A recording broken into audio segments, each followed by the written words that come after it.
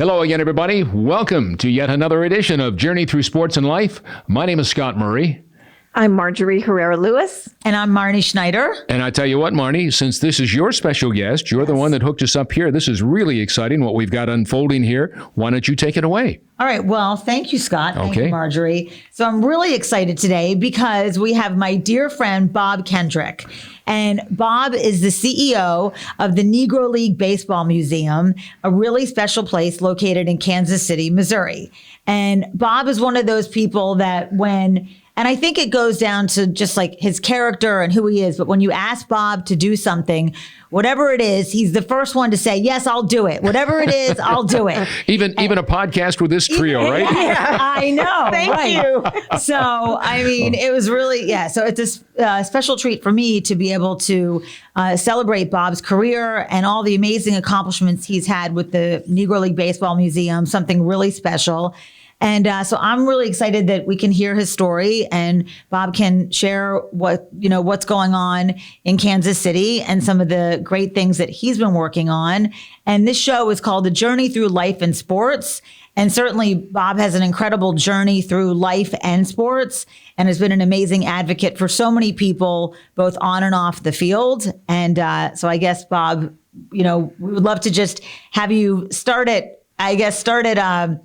Well, I'm not going to say at kickoff. Drum roll, please. Yeah. Right. Start it. What's your walk-up song, Bob? Okay, let's start with your walk-up song, and then we'll get started. Ladies and gentlemen, please welcome. Right. Just because you've had, so many great accomplishments. Most enough for having me on as a guest. Marnie, it's great to see you again. And Scott and Marjorie, it's great to meet your acquaintances. And, the invitation is a standing one for all of you all to come out to Kansas City to see this special place known as the Negro Leagues Baseball Museum, a place that I just absolutely fell in love with. And it's hard to believe that for me now, it has been 29 years of involvement with this organization. Uh-huh. And when I encountered the Negro Leagues Baseball Museum, we were still very much a fledgling organization. This was in 1993, and the museum was operating in a little tiny one-room office. I'm going to say about as big as my office or about as big as the studio there that you guys are recording from. It had some photographs on the wall, and that was really it. And I remember being invited down to meet the late executive director, a guy named Don Motley. And I'm working for the Kansas City Star at that time in the promotions department, had drawn the assignment of promoting the Negro Leagues Baseball Museum first ever traveling exhibition, an exhibition called Discover Greatness. And that exhibit is still touring the country now. It is in Piscataway, New Jersey right now on display at a museum there. And I remember searching for this Negro Leagues Baseball Museum, and I knock on the door and I say, well, I am looking for the Negro Leagues Baseball Museum. And Mr. Motley says, son, you're standing in it. Oh, you're here. Oh, yeah. And that's how humble our beginnings were. But you know what, y'all? We had a small few who believed. They believed that this story deserved to be told, that the legacy of the Negro Leagues should stand the test of time. And that dedicated few, made up of a number of Negro League players who were still living here in Kansas City at that time. Sad to say, they've all passed on now. They literally took turns paying the monthly rent to keep the little office open. And with it, our dreams of one day building a facility that would pay rightful tribute to not just one of the greatest chapters in baseball history, but what now thousands of people each and every year discover, one of the greatest chapters in American history. And it's the rich, compelling, powerful, inspirational story of the Negro Leagues, a story that I knew virtually nothing about. And I considered myself to be a baseball fan. And I had just stepped into this world of these amazing athletes and this amazing story. And it just struck me. Matter of fact, I was awestruck by it.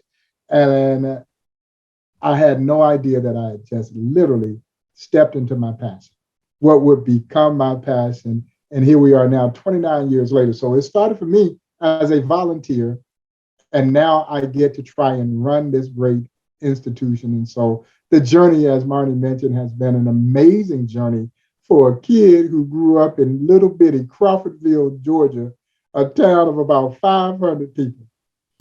Wow. I have a million, I'm sure we all do, questions for you about the museum and everything, but let's start the journey at the beginning. Now, you mentioned being from a small town in Georgia. I know you played basketball in college. I did. But they your let me be on the team anyway. I don't know how much I played, but I was on the team. Okay. But what was your journey, and how did you develop this love for baseball, and what even led you to this connection? What was your background? It's amazing because I got to the Kansas City area chasing a basketball, and now make my living in baseball. I think that's baseball great. history. Mhm. But Marjorie, I've been a sports fan since I can remember. And I was a baseball fan from the time that I was probably 5 years old. Taught myself how to read the box score out of the Atlanta Journal-Constitution. Oh. And fell in love with this game at an early age. But my town, Crawfordville, Georgia, which is east of Atlanta, west of Augusta. And as I mentioned, it's all of about 500 people. So we were too small to field a high school baseball team. So we had two sports. We had basketball and track and field. And I think anybody who knows me know that I do not believe in running for the sake of running. So if there's not a ball involved, I don't want no part of running. And so I played basketball. But as a kid, you played whatever sport was in season, but was just in a sandlot capacity. And so I've been a baseball fan since I can remember. And I, still love the game. But I got to Park College at that time, now Park University, on a basketball scholarship, partial basketball scholarship.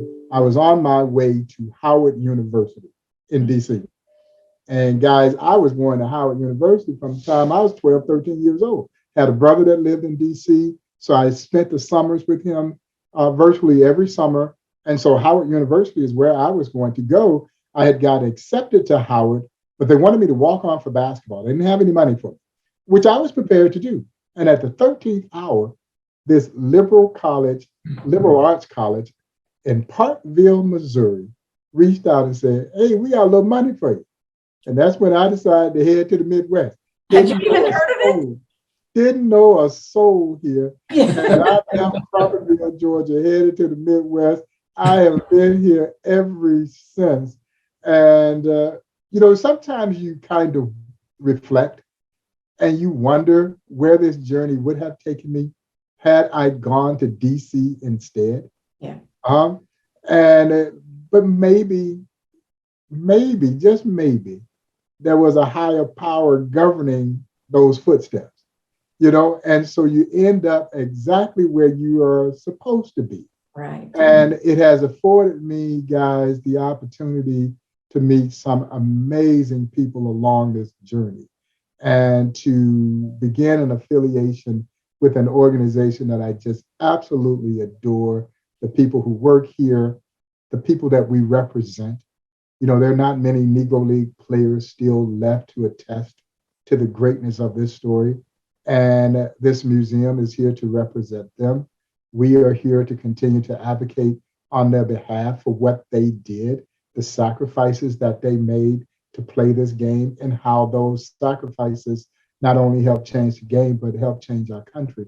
And so, as I mentioned, I just kind of stumbled into what would become my passion. But it all starts in Crawfordville, Georgia, basically chasing a basketball to Parkville, Missouri.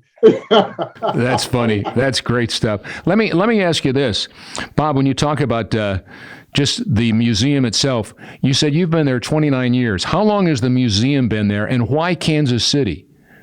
The museum is now in its 32nd year of operation. So I got involved 3 years after the museum had established itself as a 501c3 not-for-profit organization in that little old one-room office there in 1993. 3 years later, I got involved helped lead the promotional campaign that we mentioned for the exhibit that the museum debuted here at historic 18th and Vine. And we had some success with that promotion. We drew over 10,000 people the summer of August of 1993. Okay. And I think at that point, the officials here at the museum realized, okay, maybe we got something pretty special. Yeah. And they were so impressed with the work that I had done to put the promotional campaign together that prompted them to ask me to join their board of directors, which I was honored to do so. And I served as a volunteer on the board for 5 years, overseeing a lot of the PR, marketing, advertising things for the museum as a volunteer, and then stepped off the board in 1998 to become the museum's first ever director of marketing.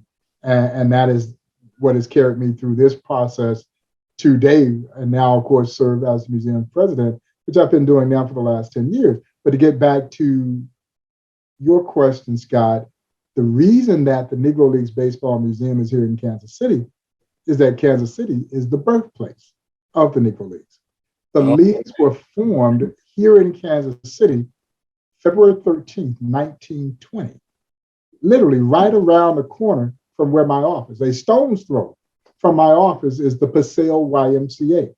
And that is where a guy named Andrew Rube Foster led a contingent of 8 independent Black baseball team owners into a meeting there at the Paseo YMCA.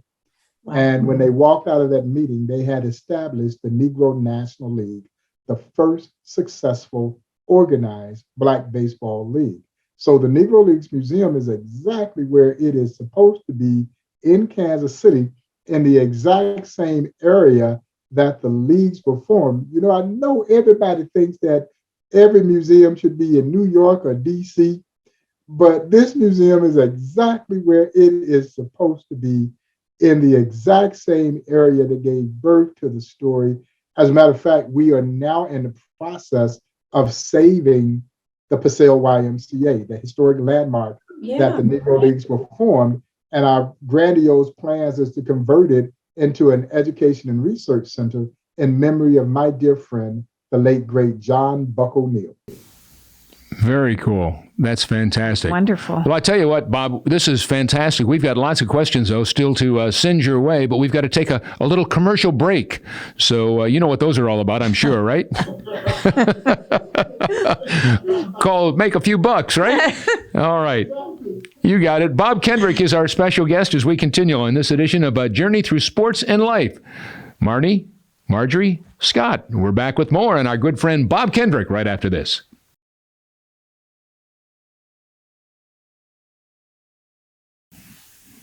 Welcome back as we continue with this edition of Journey Through Sports and Life. Scott along with Marjorie and Marnie and our good friend Bob Kendrick, who's in Kansas City, Missouri. And we're delighted to have you here. You know, you talk about the fact that you were from Georgia, right? Spent a lot of time as a kid in Atlanta, I'm sure, and what have you. Where were you on April 8th, 1974, Bob?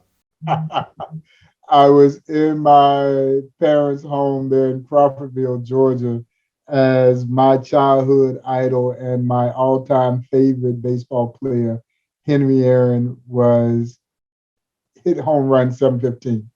Guess where I was? I was in left field about 5 rows back from the fella that had that long net that he stuck out to try and grab that historic baseball in Fulton County Stadium. I was just a kid, and I was sticking it out here like this. Or I wasn't doing that, but I was watching him, and I've seen that picture a million times ever since. That was when the Braves were playing the Dodgers. Yeah, Al Downing was on the... Downing, my dear friend Al Downing gave up for the Dodgers. And Hank had been in Cincinnati prior to that, and they opened up the season, and I'm saying, I'm going to be in Atlanta. I hope. And I got a couple of tickets. Guess how much my ticket was? I've got it framed. To this day. How much? What do you think? $3. Oh, wow. I almost said $3. Did you really? Yeah. $3. So that before I turn it back to the gals here to my co-host to talk, ask you some more questions. I want to know from you, and I was honored by Big Brothers Big Sisters of America back in 1991 for a program that was called Scott's Kids that I was doing on NBC5 here at the time, and was brought to and Pam Dauber, the actress, and Hank were kind of the spokespersons at that time for Big Brothers Big Sisters, and I had to fly to Oakland to get this award, and I met Hank Aaron, and I showed him my ticket, and he said, "You got to be kidding me!" And, and he it was the same thing for me. Well, the very first time that I got to take him on a tour of the Negro Leagues Baseball Museum, and we've had some amazing people tour this museum. We've had 2 American presidents, and former President Bill Clinton, former President George W. Bush, First Ladies Laura Bush, First Lady Michelle Obama, the late great General Powell, just a plethora of athletes and entertainers who have visited this museum. And I've never been starstruck around any of them, with the exception of Henry Aaron. Yeah. And as I oftentimes say, with no disrespect to any of those folks, they are not Henry Aaron in the eyes, mind, and heart of this kid from Crawfordville, Georgia, who, when he hit home run 715 there in Atlanta's Fulton County Stadium, as I mentioned, I'm in Crawfordville, Georgia, in my parents' home, watching that game. And as my childhood idol was circling the bases there in Fulton County Stadium, I'm circling the bases in my mother's. Oh, I love that. I can just see that.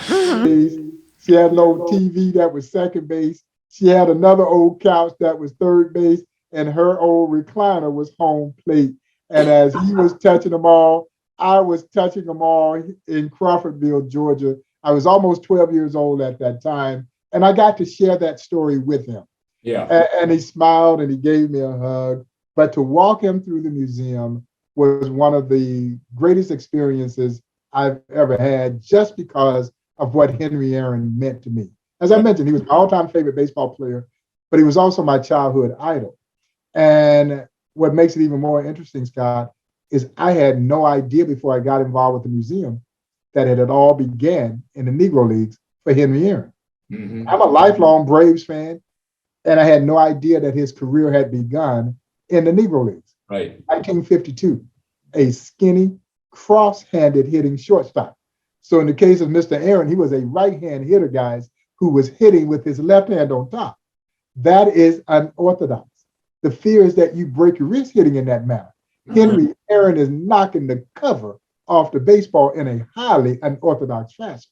When he gets to the clowns, they put the right hand on top, and the rest, as we say, is history. He was shortly after discovered by the Boston Braves, who would become the Milwaukee Braves, who of course became the Atlanta Braves. Right. And he will go down in this sport as one of the game's all-time greatest players.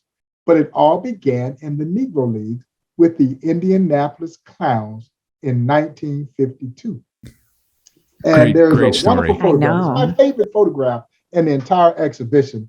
And you may have seen it. It's a classic photograph of a young Henry Aaron. He's 18 years old, standing at the train station in Mobile, Alabama, about to go leave to join the Clowns.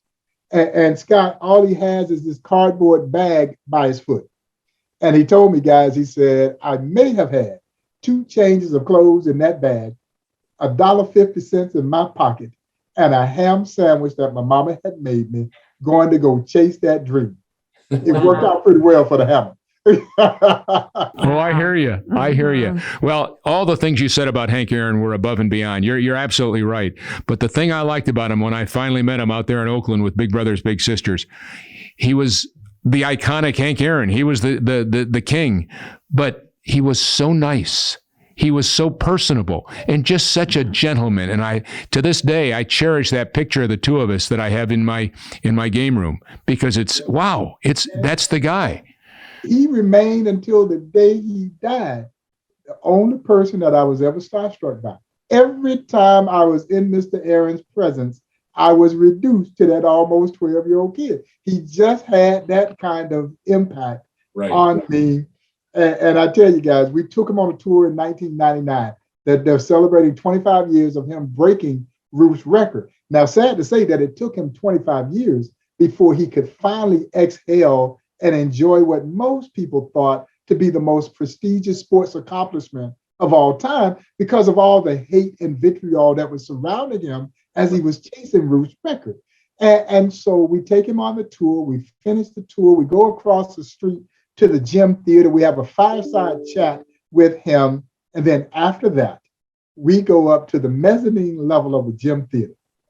Henry Aaron, his wife, Billy, myself, and we sit down over a platter of Gates barbecue ribs. And I'm sitting there literally chewing the fat with my childhood idol. Let me tell y'all, it doesn't get any better than that for this kid, again, from Crawfordville, Georgia. Oh, that's a great story, Bob. It is. Marnie, take it away. Well, that's another thing is that it's so great that Mr. Aaron didn't disappoint, like that he was able to deliver on the field and then as a person. So like, I love watching you share your stories and your memories of your time with Mr. Aaron and his wife and his family and being able to celebrate his success and how great that you were really the able to do that on a daily basis with the museum. And so that's just so great that you can share those stories and that you've had personal interaction with him. And then you can celebrate all of that with the people that come into the museum. Well, Marnie, you raise an interesting point there because most of us as kids grow up having sports heroes of some sort. And it's rare, number one, that we get to meet them. But sometimes when we do meet them, they don't live up to our lofty expectations. Oh, absolutely. But let me tell you, Mr. Aaron far and exceeded any expectation that I could have ever had. And those are moments that I will cherish for a lifetime. I was just in Atlanta here recently for the opening of a play on the life of Toni Stone. Toni Stone was one of the 3 women who played in the Negro Leagues, and Mrs. Aaron was there. And it was just great to see her again. And we had a little time to reflect on the visits here, the many visits from that first visit in 1999. And, that will remain etched in my heart and in my mind. I think for as long as my mother would say, I'm in my natural mind. And so those moments are just absolutely precious. They make what I do, the work that I do, so very, very special. And that's what I talked about earlier. The opportunity to meet people that I could have never dreamt of meeting. To sit in this office and my receptionist will say, well, Ernie Banks is on the phone for you. Those are those are pinch yourself moments. You know what I'm saying? Ernie Banks is on the phone for me. And he would call just to say, how you doing? How's your family? How things there at the museum? How can I help you? Yeah, there's yeah. And so that's where, for me, the gratification of the work that we do. And I wholeheartedly believe this. When you do something that is far bigger than you, is one of the most gratifying things that I think we can do is to give back to things that are much bigger than we are. And I think all of us, not just me, our entire team have bought into that mindset that if we do our job properly, we have an opportunity to leave a legacy. And you don't get that opportunity. We live in such a mean society. Everything is about me. How much money I can make, how much stuff I acquire. But to give back to something that hopefully, Marnie, will stand the test of time, that generations to come will have an opportunity to walk through this museum. And just maybe one day my granddaughter will have her kids here and say, you know what, your great-grandfather had something to do with this place. That's what motivates us every single day to do this work, because we know that this work is good. And we know that we have an opportunity to leave something, again, that hopefully will stand the test of time. So, Bob, you said something, and I hope I didn't get it wrong, but did you say 3 women played in the league? 3 women played in the Negro Leagues. I didn't know that. I noticed the same thing. When was that? Yeah. Margie brings up a great point. I heard that too. I didn't believe that. In the 1950s, Toni Stone, Mamie Peanut Johnson, and Connie Morgan. And Marnie, Connie Morgan hailed from Philadelphia. Yeah, Connie was from Philadelphia. Mamie was a 5'3" pitcher in the Negro Leagues with a strong right arm, and Toni Stone was the first of the three women to play.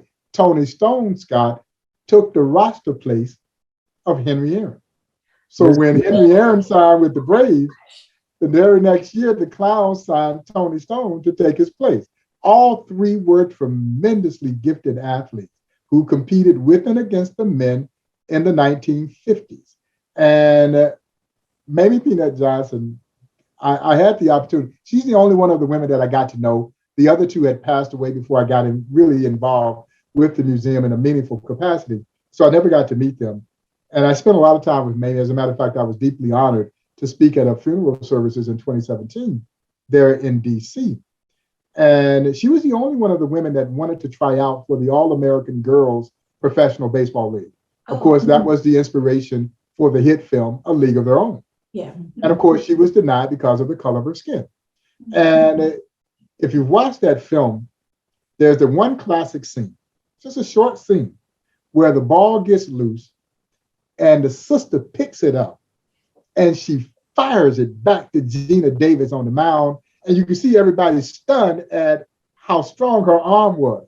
Well, that was the late, great Penny Marshall who directed that film. Right. That was her ode to Mamie Peanut Johnson. Oh. And so Mamie Johnson tells a wonderful story. Her first game against Kansas City Monarchs. And the Monarchs had a really good ball player named Hank Bayless. Well, Hank Bayless had no idea that there was a woman on the mound. Gets in the batter's box, digs in, and he looks out and realizes that the pitcher is actually a woman. and he says in this very condescending fashion, "What you doing out there? You ain't no bigger than a peanut." Oh my She God. promptly struck him out. Yeah. Right. And she was peanut from that day on. And how far did he throw that bat? And of course, those women not only had to deal with racism, but they also had to deal with sexism. Oh, And they had to be tremendously strong. But again, once they proved to the fellas that they deserved to be there, then all of that kind of fell by the wayside because all three of them could play. And our story not only, Marjorie, looks at those women who played, but we also examine the women who were leaders, executives in the Negro Leagues, owners in the Negro Leagues, well before Major League Baseball was creating these opportunities, where you had people like Olivia Taylor, Minnie Forbes, and of course, Effa Manley, AKA the queen of the Negro Leagues. These were women who were running these teams.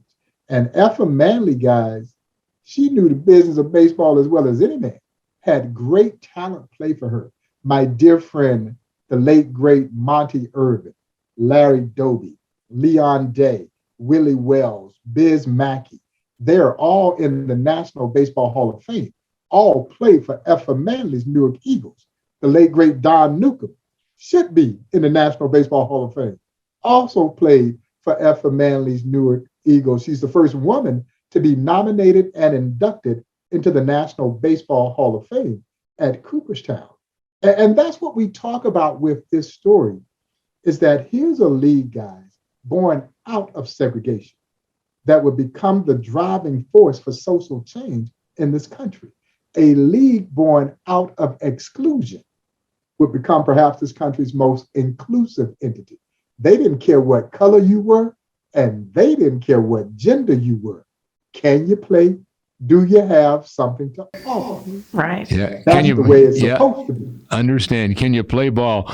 Great story, Bob. Great story. And we know you've got more for us. So we're going to take a quick break. Our final break. We're back with more of Journey Through Sports and Life right after this.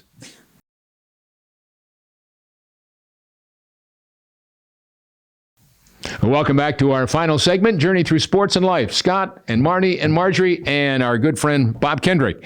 And Bob, you've been just great. You've been great. You were talking about going to the nation's capital to speak at a funeral, and you mentioned Ernie Banks prior. It made me think that one of the highlights of I've had a lot of opportunities over the years to do different things. I was the voice of the 50th anniversary of the anniversary of the assassination of President Kennedy here in Dallas at Dealey Plaza and things like that. I was asked to be a almost an MC, but to speak and kind of moderate the program and the service for Ernie Banks. He, of course, was born back in 1931 and here in Dallas, Texas. And I got a call from his family, and he said there's still family and relatives and what have you here. And so they wanted a memorial service after he passed away. And so I was most honored because I remember as a kid, my gosh, Ernie Banks, holy cow. And just again, almost came across as such a kind man, almost like I was talking about Hank Aaron. Did you ever get a chance to meet Ernie at all or not? Oh, on so many occasions, because Ernie Banks was Buck O'Neill's surrogate son. Buck O'Neill signed Ernie to the Kansas City Monarchs. And he signed Ernie to the Kansas City Monarchs after the legendary Cool Papa Bell had seen Ernie playing for a team in Dallas called the Dallas Black Giants. And he calls Buck and says, Buck, I got one for you. Buck says, can he pick it?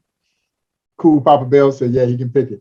Now, if Cool Papa Bell recommends you, you're probably pretty doggone good. And Buck comes down and he signs Ernie, and the late great Bill Skinny Legs Blair bought Ernie 2 suits. They put him on the train. They sent him to Kansas City, where he would join the Kansas City Monarchs.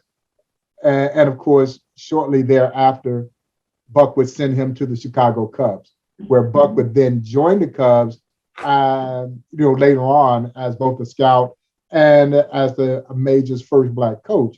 And so he built a relationship with particularly Ernie Banks and the great Lou Brock. Lou Brock was also there with the Cubs as well.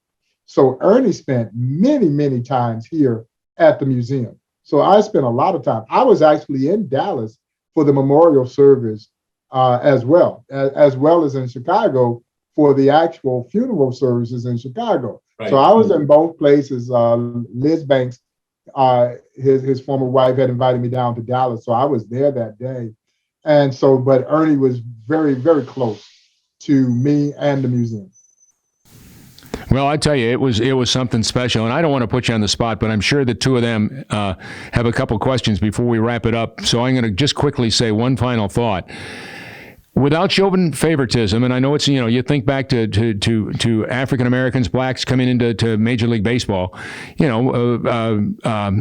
what's his name, Robinson, back in Jackie in 1948. I think it wasn't a 48? 47. 47. Okay, he broke the color barrier in 47. 75th anniversary this year.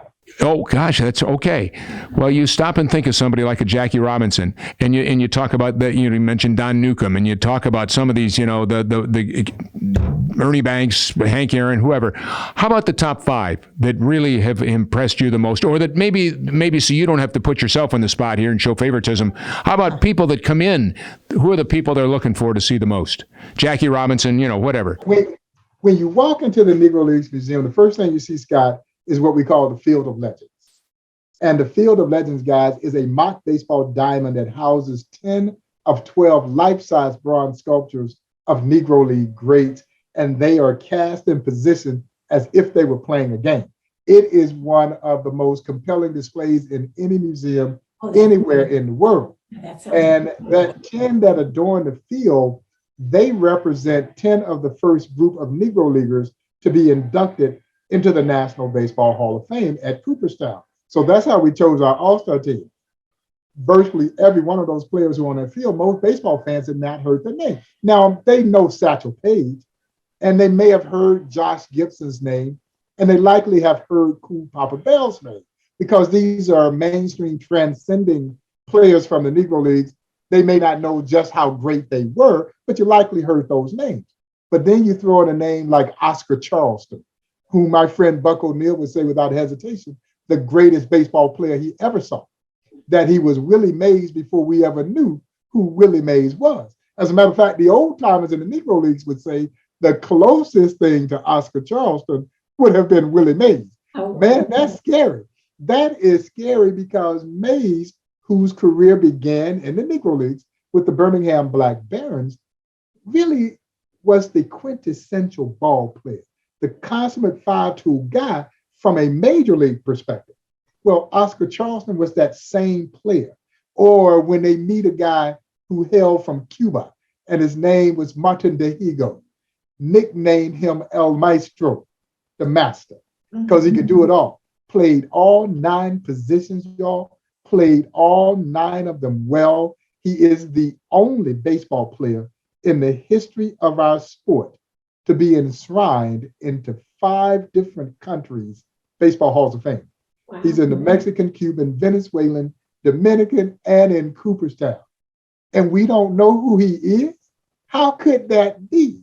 So you could see as people started, if we were creating a Mount Rushmore, it would be very challenging. But on that field of legends, you've got a group, man, I'd take that 10 and I'd take on all comers any day of the week and feel pretty doggone good about my chances to win games because Satchel Paige is on the mound. And if you got Satchel on the mound, you got a chance to win. Oh, yeah. Yeah, that's great. That's great. Marnie, Marjorie, any closing thoughts? Well, it's amazing because Bob, you're such a great ambassador to baseball. I mean, it really does not. It's not. I mean, yes, certainly you are the CEO and the president of the Negro Leagues Baseball Museum, but you really are the ambassador of baseball. And it's exciting to hear you tell these stories and share your love of the game. And so what I was saying earlier is that your museum is really a museum of hopefulness, in addition to seeing all these great things that we can go in and look at a museum and say, oh, that's the jersey or that's the baseball. But you really walk into the doors of the Negro League Baseball Museum and say, I can do anything. I can accomplish anything. I'm a woman. I could do this. I can do that. And so that's what's so amazing about it. Because I think about museums and usually you just go and see replicas or see whatever it is. But you're really... it's inspirational. It really is. So, yeah, and that's the context that we talk about this all the time, guys. I think this story is one of the greatest stories of hope, determination, passion, courage, perseverance in the annals of American history. And what makes it so beautiful is it's based on one small, simple principle. You won't let me play with you in the major leagues? Okay, I'll create my own league. Yeah, I'll create my own league. And when you stop to think about that, there's something very American about that spirit. And while America herself was trying to prevent them from sharing in the joys of her so-called national pastime, it was the American spirit that allowed them to persevere and prevail. And that's why this story is so triumphant in nature. When you leave here, you leave cheering the power of the human spirit to persevere and prevail. There's nothing sad or somber about this story, even though it is anchored obviously against the ugliness of American segregation, a horrible chapter in this country's history. But we treat the story for what emerged out of segregation, this wonderful story of triumph and conquest.